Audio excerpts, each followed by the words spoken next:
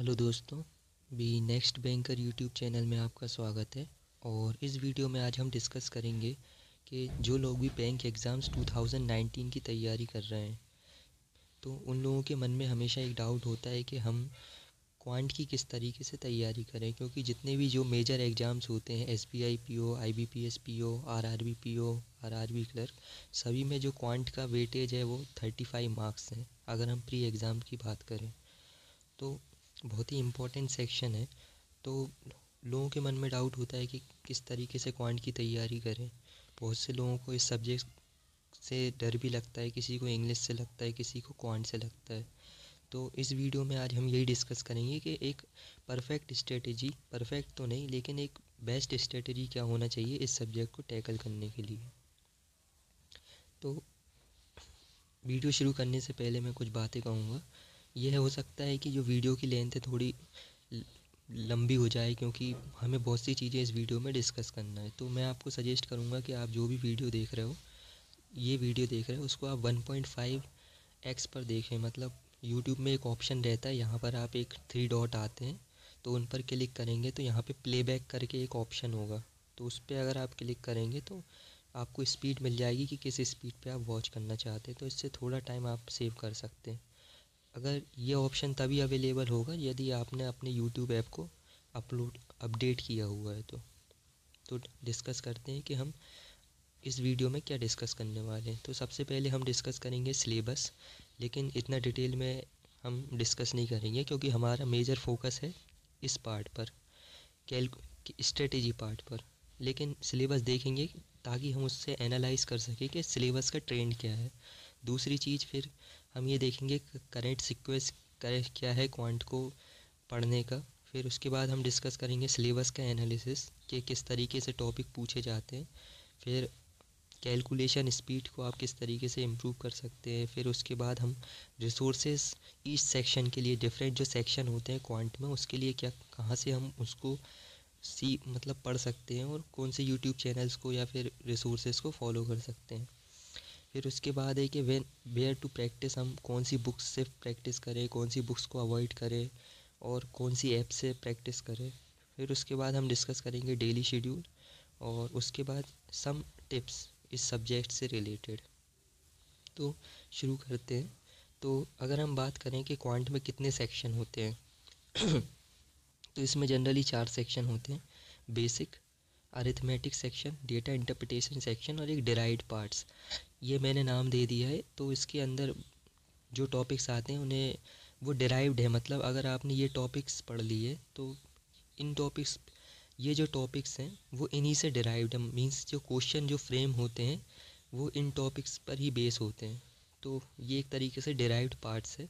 Means कि अगर आपने इन टॉपिक्स पर कमांड बना ली तो ये टॉपिक्स आपके ऑटोमेटिकली प्रिपेयर हो जाएंगे। तो ये है डिराइव्ड पार्ट्स। तो आगे डिस्कस करते हैं।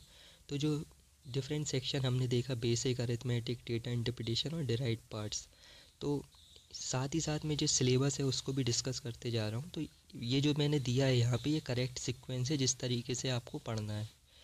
तो सबसे पहले आपको बेसिक से शुरुआत करनी है। तो बेसिक में आता है सिंप्लीफिकेशन एंड अप्रोक्सीमेशन।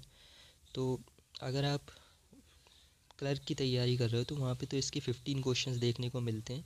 और एसबीआई पीओ में अब सिंप्लीफिकेशन पूछा नहीं जाता है, अप्रोक्सीमेशन के ज़्यादा क्वेश्चन आते हैं। तो ये है, ये 5 मार्क्स का आता है, डिपेंड करता है। और ये है नंबर सीरीज़ जो कि 5 मार्क्स की आती है, लेकिन एसबीआई पीओ में रॉन्ग नंबर सीरीज़ भी पूछी जाती है। तो इसकी भी आपको प्रिपरेशन करना पड़ेगी। ये फॉर एक इजी टॉपिक है। बहुत से लोग इसको मैथमेटिकल इनइक्वलिटी बोलते हैं, कुछ लोग क्वाड्रेटिक इक्वेशन बोलते हैं। ये भी 5 मार्क्स का आता है। तो ऐसा नहीं कि सब 5 मार्क्स के आते हैं, मीन्स डिपेंड करता है। कभी मैथमेटिकल इनइक्वलिटी आ गई, कभी उसकी जगह डेटा सफिशिएंसी पूछ लेते हैं। तो वो जो उनका 35 मार्क्स का है, जो भी उनको मैनेज करना है, तो वो टॉपिक्स को ऊपर नीचे करके मैनेज कर लेते हैं। तो बेसिक के अंदर ये सब चीज़ें आती हैं, simplification, approximation, number series, mathematical inequality and quadratic equation. फिर उसके बाद हम बात करें तो ये है अरिथमेटिक सेक्शन में, थोड़ा जूम कर देता हूँ। तो इसके अंदर जो टॉपिक मैंने बताए हुए हैं यहाँ पे, तो ये जो है करेक्ट सीक्वेंस है इन टॉपिक्स को पढ़ने का। आपको इसी सीक्वेंस में पढ़ना है। तो सबसे पहले आपको शुरुआत करनी है एजेस के साथ। तो ये जो एजेस है, क्योंकि अगर आप शुरुआत कर रहे हैं और आप शुरू में ही मान लीजिए कोई कॉम्प्लेक्स टॉपिक होता है जैसे परम्यूटेशन कॉम्बिनेशन प्रोबेबिलिटी उठा लिया, तो जो शुरू में जो आपका कॉन्फिडेंस है जो बनना चाहिए वो लूज़ हो जाएगा। तो इसलिए मैं आपको सजेस्ट करूँगा कि एक आप तैयारी चालू करें तो एजेस चैप्टर के साथ करें। फिर उसके बाद है रेशो एंड प्रपोर्शन और पार्टनरशिप, क्योंकि रेशो और प्रपोर्शन पार्टनरशिप एक दूसरे से कनेक्टेड हैं और इजी टॉपिक हैं। फिर उसके बाद आती है बात एवरेज की और एक मिक्सचर एंड एलिगेशन। तो ये दोनों भी एक दूसरे से कनेक्टेड चैप्टर्स ही हैं। अगर आपको रेशो का नॉलेज है और आपको एवरेज का नॉलेज है तो मिक्सचर एंड एलिगेशन के क्वेश्चन बनाने में आपको आसानी होगी। फिर उसके बाद है परसेंटेज और प्रॉफिट लॉस एंड डिस्काउंट, ये भी कनेक्टेड टॉपिक हैं। और मैं तो कहूँगा कि ये जो टॉपिक है सिंपल इंटरेस्ट कंपाउंड इंटरेस्ट, ये भी चारों के चारों टॉपिक आपको एक ही साथ पढ़ना चाहिए। मीन्स कि आपको सीक्वेंस में पढ़ना चाहिए इस तरीके से, पहले परसेंटेज फिर profit loss simple interest compound interest, क्योंकि ये जो चारों टॉपिक हैं परसेंटेज के कंसेप्ट पे डिपेंडेंट हैं। तो एक दूसरे से कनेक्टेड चैप्टर हैं। तो आपको पहले percentage profit loss simple interest and compound interest, और टाइम एंड वर्क भी परसेंटेज पर डिपेंड है। आप किस टेक्निक को यूज़ करते हैं ये डिपेंड करता है। कुछ लोग ये LCM मेथड का यूज़ करते हैं कि मान लीजिए कि एक आदमी ने 12 डेज़ लगाए तो इसको इस तरीके से एक ने 13 डेज़ लगाए। कुछ लोग एफिशिएंसी मेथड का यूज़ करते हैं कि जैसे 12 डेज़ लगे तो उसका हो जाएगा उनका 8.33 एक दिन का। उनकी जो एफिशिएंसी है इसका 13 डेज़ लगे तो 7.69। तो वो कंबाइन एफिशिएंसी मेथड का यूज़ करते हैं। तो अगर आप एफिशिएंसी मेथड का यूज़ करते हैं तो परसेंटेज चैप्टर भी आपको यहाँ पे मदद देने वाला है इन दोनों चैप्टर में। तो तो ये जो टाइम एंड वर्क है और एक पाइप्स एंड सिस्टम है, तो इस तरीके से आपको पढ़ना है। फिर है टाइम स्पीड डिस्टेंस, ये तीनों एक ही चैप्टर हैं, एक दूसरे से कनेक्टेड हैं। Time speed distance trains boats, तो फिर इन इन तीनों चैप्टर को आपको एक साथ पढ़ना है। फिर आते हैं आपके बैड मैथ, ये है परम्यूटेशन कॉम्बिनेशन प्रोबेबिलिटी एंड मेंजुरेशन। आजकल तो परम्यूटेशन कॉम्बिनेशन एंड प्रोबेबिलिटी के बेस पर भी आपको डेटा इंटरप्रिटेशन में क्वेश्चन देखने को मिल जाएगा, DI देखने को मिल जाएगा। तो ऐसा नहीं है कि आपसे ये नहीं बनता आप इन्हें छोड़ दो, पढ़ना तो है ताकि आप प्री लेवल के तो क्वेश्चंस इनके अटैम्प्ट कर ही पाओ। क्योंकि बहुत से लोग इन्हें छोड़ देते हैं, तो आपको छोड़ना नहीं है, एटलीस्ट थोड़ा बहुत नॉलेज ले लेना है। क्योंकि ये ऐसे चैप्टर हैं परम्यूटेशन कॉम्बिनेशन एंड प्रोबेबिलिटी, इनकी आप कितनी प्रैक्टिस कर लो फिर भी आपको श्योरिटी नहीं रहती कि ये बनेगा या नहीं बनेगा। तो इसलिए इनको बैड मैथ कहा जाता है। मेंजुरेशन, इसमें बहुत सारे फॉर्मूलेज़ हैं और बहुत कुछ याद करना पड़ता है, लेकिन क्वेश्चंस इसके इजी होते हैं। सिर्फ आपको 2D डायग्राम के बेस्ड पे जो क्वेश्चंस आते हैं उनको सॉल्व करना है, 3D पे बेस्ड पे नहीं जाना है, क्योंकि ये तो SSC और कैट के सिलेबस में ज़्यादा पूछा जाता है। तो ये है अरिथमेटिक चैप्टर्स को पढ़ने का करेक्ट सीक्वेंस, आपको इसी सीक्वेंस में पढ़ना है। लेकिन आपको लिंक ब्रेक नहीं करना है। हो सकता है कि किसी को एजेस से नहीं पढ़ना हो, लेकिन मैं जो लिंक है उनको आपको कनेक्ट करके रखना है, जैसे ये दोनों एक दूसरे से लिंक हैं। फिर उसके बाद है एवरेज और ये एलिगेशन एक दूसरे से कनेक्टेड हैं। फिर ये जो चैप्टर है ये एक दूसरे से कनेक्टेड है, मतलब आपको पढ़ रहे हो तो फिर इन दोनों को भी साथ में पढ़ो। Time and work pipes and system link है, टाइम स्पीड डिस्टेंस ये लिंक है, ये परम्यूटेशन कॉम्बिनेशन प्रोबेबिलिटी लिंक है। इस तरीके से पढ़ो तो सीक्वेंस में पढ़ो, इस सीक्वेंस में चंक में पढ़ो इस तरीके से। तो ये है अरिथमेटिक सेक्शन का। फिर उसके बाद है डेटा इंटरप्रिटेशन। तो डेटा इंटरप्रिट में बहुत सारे टॉपिक्स पूछे जाते हैं, जैसे bar graph, line graph, pie chart, table DI, mix DI, missing, radar, triangle, caselet. Caselet में भी दो टाइप्स होते हैं, परसेंटेज बेस्ड आती हैं कि आपको एक परसेंटेज से रिलेटेड डेटा दिया होता है कि 35 स्टूडेंट ने इस क्लास में सिलेक्शन लिया है और 45% ने B क्लास में, तो ये परसेंटेज बेस्ड रहता है। फिर ये वेन डायग्राम बेस्ड होता है कि ओनली A इतने लोग हैं, ओनली B है, फिर इस तरीके से आपको डायग्राम बनाना होता है। तो ये वेन डायग्राम बेस्ड होती है। चैप्टर बेस्ड में तो इसके लिए मैं आपको सजेस्ट करूँगा कि जब तक आपकी अरिथमेटिक चैप्टर्स पर कमांड ना बन जाए तो इन दोनों जो टॉपिक्स हैं कैसलेट और ये जो है चैप्टर बेस्ड DI, इनको आप सॉल्व ना करें। क्योंकि कैसलेट में भी आजकल जो है पार्टनरशिप के ऊपर कैसलेट है और डिफरेंट जो अरिथमेटिक चैप्टर्स हैं उनके बेस्ड पर कैसलेट DI पूछी जाती है।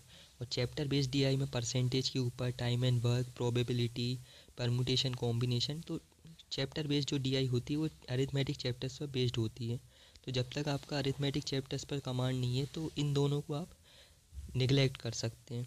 लेकिन ये जो है इनको आप बेसिक जो अंडरस्टैंडिंग है, percentage, profit loss, average, ratio, इन सब की मदद से आप इन चैप्टर्स को बना सकते हैं।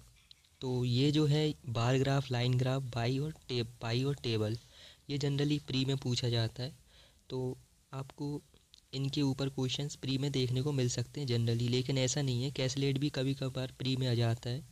लेकिन ये जो है मिक्स डीआई, मतलब कॉम्बिनेशन रहता है डिफरेंट डीआई का, कभी pi plus line, pi plus table, तो ये भी प्री में देखने को मिल जाएगा। लेकिन ये जो है राडार डीआई और ट्रायंगल डीआई, ये मेंस के टॉपिक हैं।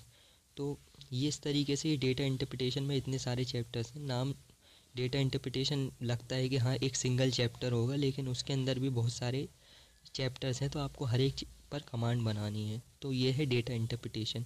तो हमने 3 चीज़ देख ली, बेसिक, अरिथमेटिक, डेटा इंटरप्रिटेशन। अब चौथा है डिराइव्ड पार्ट्स। तो डिराइव्ड पार्ट्स के अंदर मैंने जैसा कि कहा था कि अगर आपके जो मैंने पिछले चैप्टर्स डिस्कस किए उन पर कमांड है तो ऑटोमेटिकली इन पर कमांड आ जाती है। जैसे data sufficiency, quantity 1, quantity 2, missing values based questions new pattern पर है। डेटा सफिशिएंसी में क्या होता है कि आपको एक क्वेश्चन दे दिया जाता है परसेंटेज के ऊपर, और उसमें आपको स्टेटमेंट दे दिया जाता है, स्टेटमेंट 1, स्टेटमेंट 2। अब आपसे पूछा जाता है कि क्या ये दोनों स्टेटमेंट सफिशिएंट हैं या नहीं। एक आपको आंसर लाने को कहा जाता है, तो पूछा जाता है क्या ये सफिशिएंट है या नहीं। इस तरीके से उसके क्वेश्चंस होते हैं। तो क्वांटिटी 1, क्वांटिटी 2 में क्या होता है, मान लीजिए कि आपको एक एसआई का क्वेश्चन दे दिया, उसके सामने परसेंटेज का क्वेश्चन दे दिया, तो इससे जो भी वैल्यू आएगी और इससे जो भी वैल्यू आएगी उनको कंपेयर करना पड़ेगा। तो ये अरिथमेटिक चैप्टर्स बेस्ड रहता है, ये भी अरिथमेटिक चैप्टर बेस्ड। और मिसिंग वैल्यूज़ बेस्ड क्वेश्चन, ये न्यू पैटर्न है कि आपको क्या होता है कि मान लीजिए कि एक क्वेश्चन दिया जाता है कि एक विलेज है, उसमें 25,000 मतलब पीपल रहते हैं और उसमें 25% मेल है, तो ऑब्वियसली 75% फीमेल होंगी। अब इसमें क्या होता है कि मिसिंग वैल्यूज़ में आपको बोल दिया जाता है कि इसमें जो है 75% मेल है, सॉरी, तो आपको बता दिया जाएगा कि यहाँ पे 25,000 लोग हैं और कुछ वैल्यूज़ यहाँ पे मिसिंग कर दी जाएंगी। तो आपसे ऑप्शन में दिया जाएगा कि आपको इसमें मेल और फीमेल कितने हैं, 75%, 25% और 50% और 35%। इस तरीके से आपको वैल्यूज़ जो है मिसिंग रहती हैं। तो बहुत ही कॉम्प्लिकेटेड हो जाता है। तो पहले तो आपको वैल्यूज़ दी जाती थी यहाँ पे और यहाँ पे पूरी वैल्यूज़ थी आपके सामने, आंसर आपको लाना होता था। लेकिन अब क्या होता है कि आपको वैल्यू मिस कर दिया जाती है और एक आंसर पूछा जाता है। तो ये होता है मिसिंग वैल्यू बेस्ड क्वेश्चंस। अब अगर आप क्वांट के सिलेबस को डिटेल में देखना चाहते हैं, उसका सिलेबस क्या है, तो ये आप वीडियो देख सकते हैं। इसमें मैंने डिटेल में डिस्कस किया हुआ है क्वांट का सिलेबस। तो ये है, हमने 4 पार्ट्स को डिस्कस, डिराइव जो पार्ट्स हैं उनको डिस्कस कर लिया है। अब उसके बाद आते हैं इसका करेक्ट सीक्वेंस क्या होना चाहिए। तो करेक्ट सीक्वेंस ये होता है कि आपको सबसे पहले अपनी जो कैलकुलेशन स्पीड है उसको इम्प्रूव करना है। तो कैलकुलेशन स्पीड को इम्प्रूव करने के लिए आप क्या कर सकते हैं, आप सिंप्लीफिकेशन ट्रिक्स को लर्न कीजिए डिफरेंट यूट्यूब चैनल से, उनके नोट्स बनाइए। फिर उसके बाद जो भी इम्पोर्टेंट नंबर्स हैं उनको मगअप कीजिए कि जैसे 23 का स्क्वायर कितना होता है, 1/19 कितना होता है। ये जो डिफरेंट वैल्यूज़ है मैंने अपनी एक वीडियो में डिस्कस की हुई हैं, तो आप वहाँ पे देख सकते हैं। और अपनी कैलकुलेशन स्पीड को इंक्रीज़ कीजिए। तो पहला टास्क तो आपका ये है। तो जब तक आप ये चीज़ पर कमांड नहीं बनाएंगे फिर उससे आगे बढ़ने का कोई मतलब नहीं है। फिर है आपके अरिथमेटिक चैप्टर्स। उसके बाद ये जब चीज़ें आप कर लें कि simplification, number series, quadratic equation, ये कर लें, फिर उसके बाद आप अरिथमेटिक चैप्टर्स पर आइए सीक्वेंस वाइज। जो मैंने सीक्वेंस बताया उस सीक्वेंस में आपको अरिथमेटिक चैप्टर्स को सॉल्व करना है। फिर उसके बाद आता है तीसरी चीज़, अब आप डेटा इंटरप्रिटेशन पर आइए। क्योंकि डेटा इंटरप्रिटेशन जब तक नहीं बना सकते आप, जब तक कि आपकी कैलकुलेशन स्पीड अच्छी ना हो और आपकी अरिथमेटिक चैप्टर्स पर कमांड ना हो। तो जो मैंने सीक्वेंस वाइज आपको डेटा इंटरप्रिटेशन का सीक्वेंस बताया, उस सीक्वेंस में आपको डेटा इंटरप्रिटेशन के चैप्टर्स को लगाना है। फिर आखिरी में आपको जाना है डिराइव्ड पार्ट्स पे, क्योंकि ये बहुत ही इजी होता है अगर आपने इन सब पर कमांड बना ली है। तो जैसा कि मैंने बताया, डेटा सफिशिएंसी और जो मिसिंग वैल्यूज़ बेस्ड क्वेश्चंस हैं और क्वांटिटी 1 क्वांटिटी 2, वो सब अरिथमेटिक चैप्टर्स पर बेस्ड हैं। तो ये अगर आपका यहाँ पे आपकी कमांड है तो ये इन पर आपको वर्क ना भी करो तो कोई इतना मेहनत करने की आपको ज़रूरत नहीं पड़ेगी। तो ये एक करेक्ट सीक्वेंस है, इस सीक्वेंस में आपको पढ़ना है। फिर अगर हम सब्जेक्ट का एनालिसिस करें तो हमें क्या चीज़ें सीखने को मिलती हैं कि ये है कि अगर आपको प्री निकालना है तो आपके लिए कैलकुलेशन स्पीड बहुत ज़्यादा मैंडेटरी है। जैसा कि हमने देखा कि वहाँ पे जो है सिंप्लीफिकेशन के क्वेश्चंस आते हैं और नंबर सीरीज़ के क्वेश्चंस आते हैं, डेटा इंटरप्रिटेशन जो है बेसिक लेवल का आता है। तो कहीं ना कहीं आपके लिए स्पीड तो आपको इंक्रीज़ करना ही पड़ेगी। तो प्री के लिए तो आपको फास्ट कैलकुलेशन मैंडेटरी है। और दूसरी चीज़ ये है कि आप पहले के समय में क्या होता था, लोग आपको सजेस्ट करते थे कि आप अरिथमेटिक चैप्टर्स को स्किप कर दीजिए, तो आप इस चीज़ को आप स्किप नहीं कर सकते। तो ये जो है आप प्री निकाल लोगे, लेकिन आपको मेंस में बहुत ज़्यादा दिक्कत जाएगी। फिर है ईच चैप्टर इंपॉर्टेंट है, आप किसी भी चैप्टर को हल्के में नहीं ले सकते, क्योंकि आप देखिए कैसलेट आने लगा है, डेटा सफिशिएंसी भी प्री में ही आने लगा है। तो ये है सब्जेक्ट का एनालिसिस। तो अब हम आगे बढ़ते हैं। तो ये सब चीज़ें मैं ऑलरेडी डिस्कस कर चुका हूँ, लेकिन अगर अब मैं जो स्ट्रेटेजी वीडियो बना रहा हूँ तो उसमें ये सब चीज़ें भी डिस्कस करना पड़ेगी, ताकि एक बार में ही आपके जितने भी डाउट्स हैं वो क्लियर हो जाएं। फिर उसके बाद आगे हम चलते हैं। तो दूसरा क्वेश्चन आता है, हम कैलकुलेशन स्पीड को इम्प्रूव कैसे करें। तो ये जो मैंने वीडियो है इसमें ऑलरेडी डिस्कस किया हुआ है कि आप अपनी कैलकुलेशन स्पीड को किस तरीके से इंक्रीज़ करें। तो इस वीडियो में मैं वही सब चीज़ें बताऊंगा, तो एक तरीके से वो रिपीटेशन होगा, तो आप इस वीडियो को देख सकते हैं। लेकिन इसमें मैंने एक ब्लैंक शीट टेक्निक बताई थी, उसमें क्या करना होता है कि आपको एक शीट लेना होता है और एक रैंडम नंबर्स जो भी आपके मन में आए, जैसे 25 × 63, तो बिना कैलकुलेटर या फिर पेन का यूज़ किए हुए बस आपको फाइनल आंसर जो अपने दिमाग में आया उसको लिखना है, जो भी आंसर है। तो इससे क्या होता है कि आपकी कैलकुलेशन स्पीड इम्प्रूव होती है। ये नहीं कि आप सिंप्लीफिकेशन के 100 क्वेश्चंस लगा रहे हो, क्योंकि उसमें आपकी कैलकुलेशन स्पीड इम्प्रूव नहीं होती, क्योंकि आप वहाँ पे ट्रिक्स का यूज़ करके सॉल्व कर लेते हो। तो जो मेंटल कैलकुलेशन है वो वहाँ पर नहीं हो पाता है। और इसके लिए आप math app by merit shine जो है वहाँ पे आप इसको इन सब चीज़ों को प्रैक्टिस कर सकते हो। डिटेल में जानना है तो फिर आप इस वीडियो को देख सकते हो। फिर उसके बाद आता है रिसोर्सेज फॉर ईच सेक्शन, कि हम किस सेक्शन को कहाँ से तैयार करें। तो सिंप्लीफिकेशन, अप्रोक्सीमेशन, नंबर सीरीज़ और क्वाड्रेटिक इक्वेशन, अमर सर की आप प्लेलिस्ट को फॉलो कर सकते हैं। उन्होंने जो सिंप्लीफिकेशन के उनके जो लेक्चर्स हैं, अप्रोक्सीमेशन के और जो नंबर सीरीज़ के हैं, तो और क्वाड्रेटिक इक्वेशन पे वहाँ पे आपको कंटेंट अच्छा मिल जाएगा। तो ये अमर सर के वीडियोस आप देख सकते हो। अरिथमेटिक चैप्टर्स के लिए अमर सर, कैफ और स्टडी स्मार्ट में से जो भी आपको अच्छा लगता है उसमें आप उनको फॉलो कर सकते हो। डेटा इंटरप्रिटेशन के लिए तो मैं अमर सर के वीडियोस बताऊंगा, क्योंकि उनकी जो टेक्निक होती है बहुत ही यूनिक होती है। मीन्स आप उनको यूज़ करके 20 to 30 सेकंड में क्वेश्चंस को सॉल्व कर सकते हो। और फिर है डिराइव्ड पार्ट्स के लिए, इसके लिए आपको किसी भी सोर्सेज की ज़रूरत नहीं है, क्योंकि ये तो ऑलरेडी बन ही जाता है अगर आपने इन सब पर कमांड बना ली है। तो ये है रिसोर्सेज फॉर ईच सेक्शन। फिर उसके बाद है क्वेश्चन आता है कि हम कहाँ से प्रैक्टिस करें। तो बुक्स की बात करें तो 3 बुक्स जो हैं वो मैं सजेस्ट करता हूँ। पहली है RS अग्रवाल, बिल्कुल जो आप बिगिनर हैं, आपको कुछ भी नहीं आता है, उनके लिए RS अग्रवाल है। अगर आपका थोड़ा बहुत भी लेवल इम्प्रूव है, आपको चीज़ें आती हैं, बेसिक्स क्लियर हैं, तो quantum CAT by Sarvesh Verma, ये दूसरी बुक है। और तीसरी बुक है डेटा इंटरप्रिटेशन के लिए, डेटा इंटरप्रिटेशन बाय अनंता आशीषा, ये भी एक अच्छी बुक है। सारे जो अरिथमेटिक चैप्टर्स हैं उनको इस बुक ने कवर किया हुआ है। फिर इसके बाद है कि अगर आप डिटेल में जानना चाहते हो तो ये आप वीडियो देख सकते हो। मैं किसी भी वीडियो को, मेरी वीडियो को मैं प्रमोट नहीं कर रहा हूँ, लेकिन एक तरीके से वो रिपीटेशन ऑफ द वर्क हो जाएगा, क्योंकि मैं ऑलरेडी डिस्कस कर चुका हूँ, यहाँ भी मैं बता रहा हूँ। लेकिन अगर आपकी इच्छा है, अगर आप डिटेल में देखना चाहते हो कि कौन सी बुक है, किस बुक की क्या खासियत है, क्या कमी है, तो आप इस वीडियो को ऑलरेडी बना चुका हूँ तो देख सकते हो।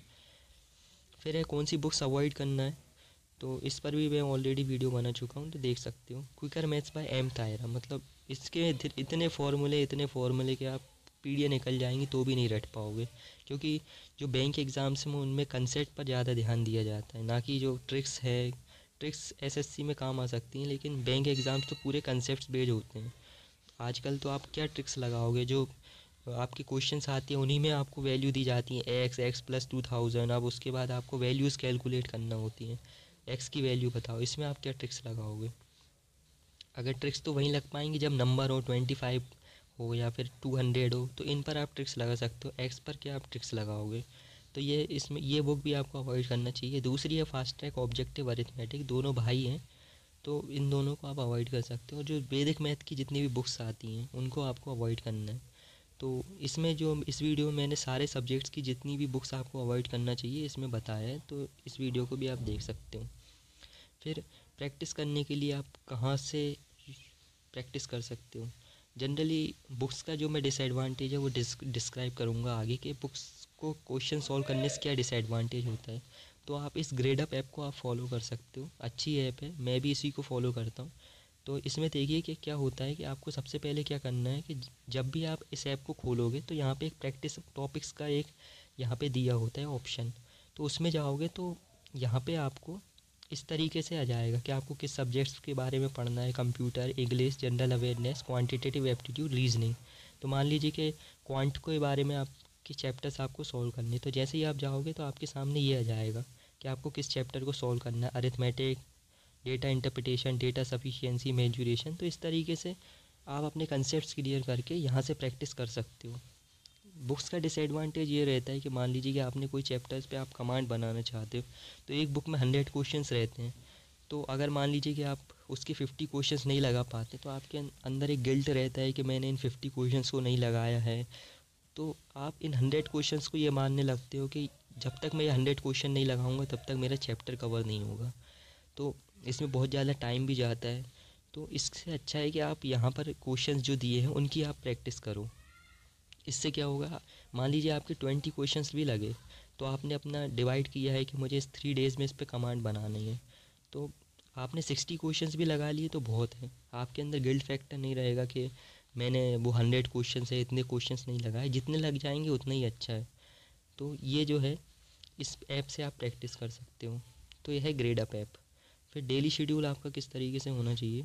डेली शेड्यूल में आप जो मैंने ब्लैंक शीट टेक्निक बताई है उसमें तो आपको डेली कैलकुलेशन की प्रैक्टिस तो करनी ही है। डेली 1 आवर या फिर 45 मिनट्स डेली कैलकुलेशन प्रैक्टिस करनी है। जब तक आप क्वांट में कितने ही अच्छे हों, जब तक आपकी कैलकुलेशन अच्छी नहीं है तो कोई यूज़ नहीं है।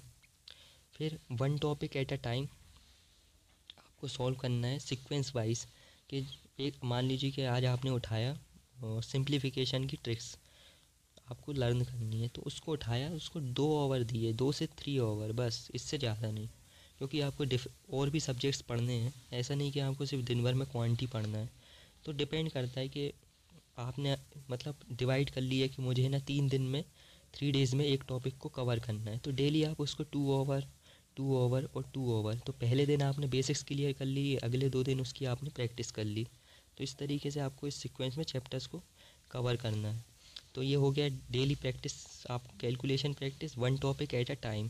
फिर उसके बाद ये है कि आपको अपने शॉर्ट नोट्स भी प्रिपेयर करना है ताकि आप उन्हें रिवाइज़ कर सको।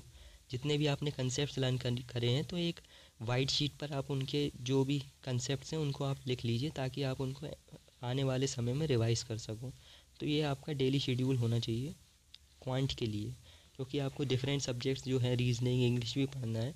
तो डेली आप इसको 3 आवर भी देते हैं तो मोर देन सफिशिएंट है। मतलब 3 दिन तक भी अगर आप पढ़ते हैं तो मतलब 9 आवर में आपका चैप्टर तो अच्छे से हो ही जाएगा।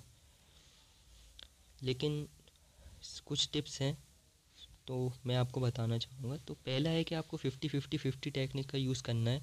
ये नहीं कि बहुत से लोगों को मैंने देखा है कि वो दिन भर क्वांटिटी सॉल्व करते रहते हैं, मींस कि one subject at a time वाली स्ट्रेटेजी अपनाते हैं। क्या होता है कि उन्होंने सोचा कि अब मुझे क्वांट पे कमांड बनानी है, तो वो क्या करते हैं, दिन भर क्वांट के क्वेश्चन मतलब 8 to 10 आवर क्वांट ही लगाते रहते हैं। वो सोचते हैं कि पहले मैं क्वांट कवर करूँगा, फिर रीजनिंग, फिर इंग्लिश। लेकिन इसमें एक डिसएडवांटेज है, वो ये है कि अगर आप क्वांट पर फोकस करते हो तो ये जो सब्जेक्ट हैं इन पर आप कमांड नहीं बना पाओगे। फिर मान लीजिए कि आपने क्वांट पर कमांड बना ली, अब आप आ गए रीजनिंग पे, लेकिन 1 महीने तक अगर आप रीजनिंग सॉल्व कर रहे हो तो ये पिछले जो कंसेप्ट हैं वो तो आप भूल ही जाओगे ना। तो इस टेक्निक का ये डिसएडवांटेज है। दूसरा डिसएडवांटेज ये भी है, मीन्स कि एक सब्जेक्ट एक ही समय पर पढ़ने का, वो ये है कि मान लीजिए कि आप अभी अभी क्वांटी पढ़ रहा हो, बीच में मान लीजिए आपका एक एग्ज़ाम आ गया, तो अब आपका उस एग्ज़ाम को देने का मन भी नहीं करेगा, क्योंकि आपका तो सिर्फ क्वांट पर कमांड बन रही है। लेकिन दूसरी जगह अगर आप तीनों सब्जेक्ट एक ही साथ पढ़ रहे हो, मैथ, इंग्लिश और रीजनिंग, तो जितना भी प्रिपेयर हो रहा है वो पैरेलली प्रिपेयर हो रहा है। 50% यहाँ प्रिपेयर हो गया, 50 यहाँ हो गया, 50 यहाँ हो गया।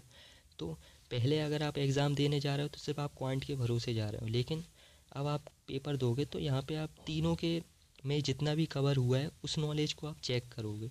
तो ये इस टेक्निक का एडवांटेज है कि आपको 50-50 टेक्निक का यूज़ करना है, तीनों सब्जेक्ट एक ही साथ पढ़ने हैं। दूसरा यह है कि आपको जो भी अरिथमेटिक चैप्टर से बहुत ज़्यादा डर लगता है, लेकिन इतने कॉम्प्लिकेटेड होते नहीं हैं, तो आपको अरिथमेटिक चैप्टर्स भी सॉल्व करने हैं, तो उन पर भी आपको कमांड बनानी है। और ये इम्पॉर्टेंट है कि आप अपने जो वैदिक नोट्स जो आपने सीखी हैं, मैं उसको ऑलरेडी डिस्क्राइब कर चुका हूँ उस वीडियो में, कैलकुलेशन स्पीड को कैसे इम्प्रूव करें, कि नोट्स को किस तरीके से बनाया जाता है, कंसेप्ट्स आप अपने नोट्स करते रहिए और उनको रिवाइज़ करते रहिए। तो ये कुछ टिप्स थी। तो ये जो वही वीडियो हैं कि मैंने जो वीडियो ऑलरेडी बताई है कि ये क्वांट का सिलेबस का है डिटेल में, कैलकुलेशन स्पीड को किस तरीके से इम्प्रूव कर सकते हैं। और तीसरी वीडियो है कि आपको ये कौन से बुक्स हैं जो आपको पढ़ना चाहिए। तो इन वीडियो की लिंक मैंने ऑलरेडी डिस्क्रिप्शन में दी है, प्लेलिस्ट की लिंक आपको मिल जाएगी, तो आपको ढूंढने की ज़रूरत नहीं पड़ेगी। वहीं पे आपको तीनों चारों वीडियोस जो हैं वहाँ की एक लिस्ट मिल जाएगी, तो आप उनको देख सकते हैं। मुझे पता है कि ये बहुत बोरिंग काम होता है कि मतलब एक वीडियो देखने चले, 4 देखने को और देखना पड़ेगा, लेकिन आपके बेनिफिट के लिए ही हैं, तो आप उन्हें देख सकते हैं।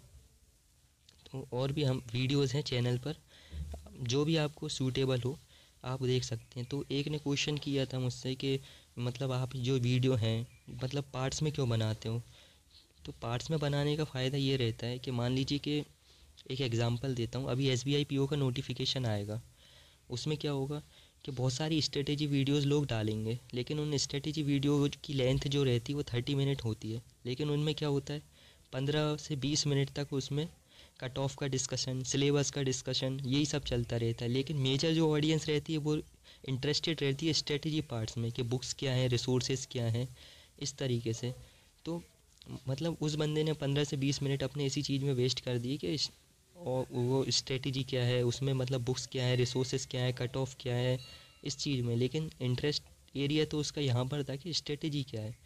तो इसी तरीके से मैं आपका जो टाइम वेस्ट ना हो, इसलिए मैंने हर पार्ट्स को लेकर अपना जो है डिवाइड कर दिया है। कि मान लीजिए आपको सिलेबस से रिलेटेड वीडियो देखना है तो आप यहाँ पे जाके सिलेबस की वीडियो देख सकते हो, पजल का सोर्स पता करना है तो यहाँ पे, इंग्लिश से रिलेटेड वीडियो पढ़ना है तो ये यहाँ पर मैंने वीडियो दे रखी है कि इंग्लिश सेक्शन की किस तरीके से तैयारी करें। स्ट्रेटेजी आपको देखना है तो ये स्ट्रेटेजी है। यूट्यूब चैनल्स के बारे में जानना है तो ये है, क्वांट से रिलेटेड भी आपको यहाँ पे वीडियो मिल जाएगी। तो ये एक एडवांटेज होता है। तो ये वीडियो बहुत ही लंबी हो गई है, लेकिन आपने इस वीडियो को देखा उसके लिए वेरी वेरी थैंक यू।